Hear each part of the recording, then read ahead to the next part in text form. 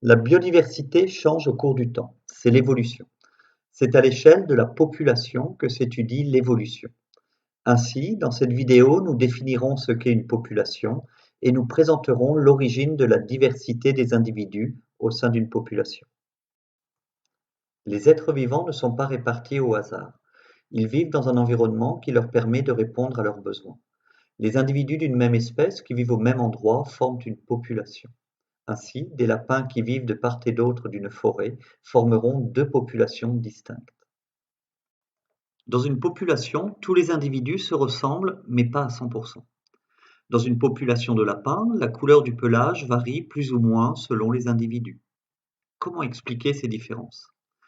Pour simplifier, considérons que la couleur du pelage des lapins est contrôlée par un seul gène.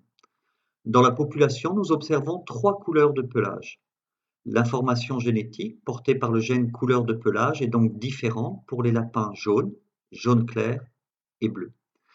La comparaison du gène de couleur de pelage chez ces lapins montrerait une ou plusieurs différences de nucléotides, ce sont des mutations. Il existe donc plusieurs versions du gène couleur de pelage. Chaque version du gène est appelée un allèle.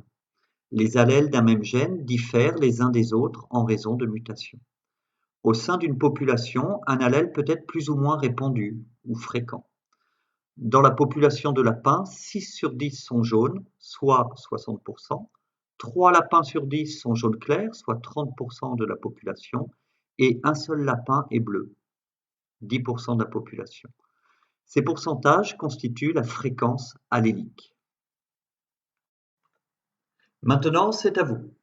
Appuyez sur pause et prenez quelques instants pour répondre à ces deux questions dans votre tête ou à l'écrit.